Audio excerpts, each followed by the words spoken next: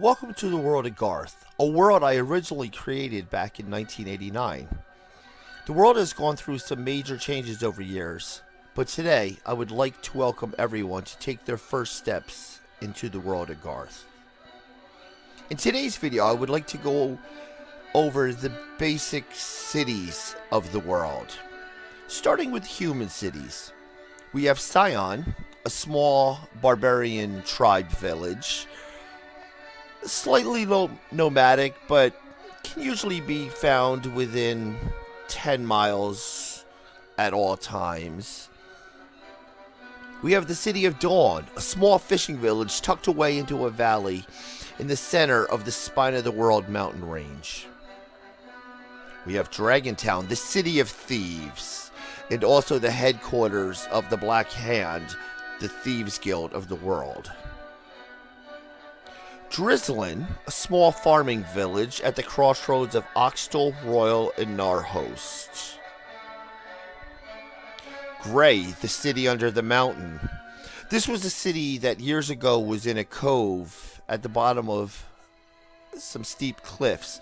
But when mass destruction befell the world, when a meteorite took out Garth's third moon, the cliffs caved in upon themselves, forming a mountain of sorts, but protecting the city underneath. It is now entered through a cave entrance, still from the sea, but it is now known as the city under the mountain. Kahar, a small walled city that secludes itself from the rest of the world by choice. Its gates are locked year-round, save for 1 week, in which the gates are thrown open and everybody is allowed in or out of the city, and a week-long festival takes place. The Lyceum, not a city, but the largest library in all the world, holding knowledge over the years and home to many great scholars. Malvek, the Cursed Village, a small farming village that was mostly forgotten during the Great War of the Undead. It is said that from this time, a curse has been placed upon the village. Not many people visit this village anymore.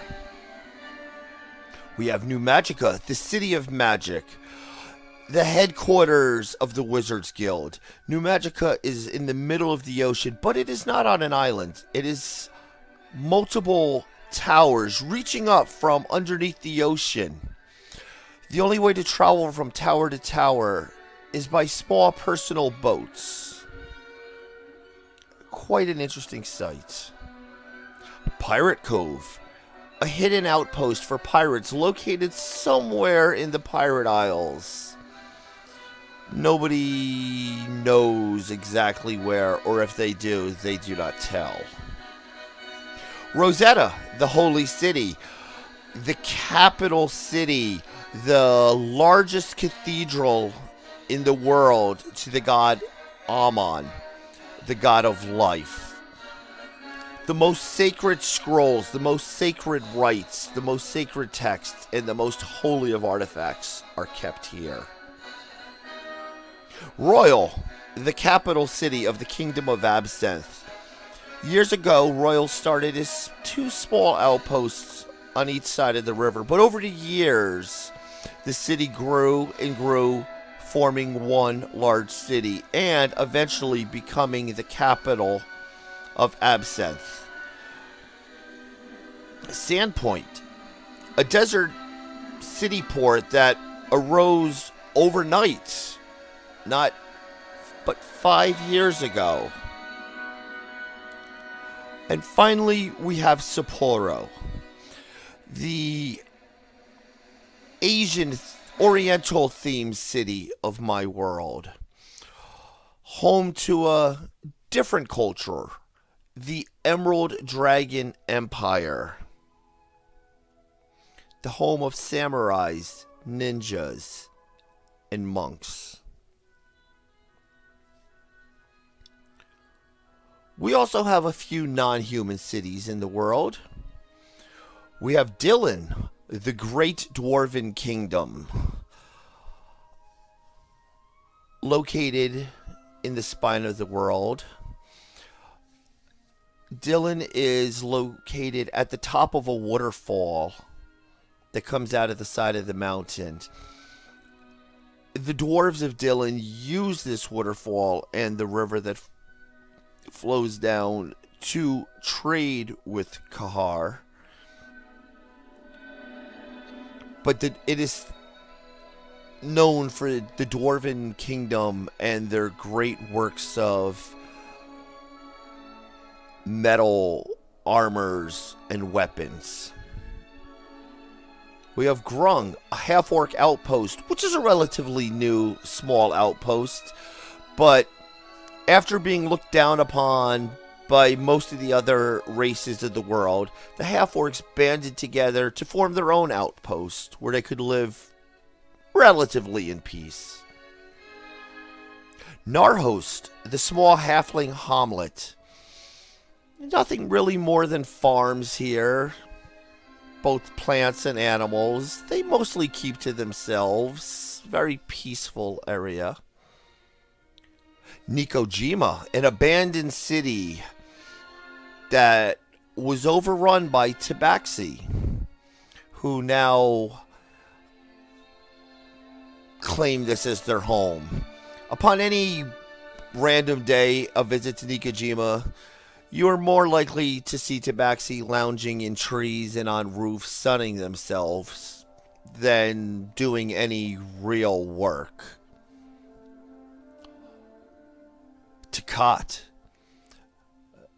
the city of the bird folk, carved into the cliffs, floating high above the ocean on the floating isle.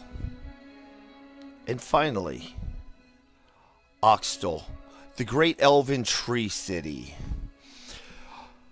Over hundreds and hundreds of years, the elves have used their magic to intertwine with nature, to have the trees themselves grow and form into houses and homes and bridges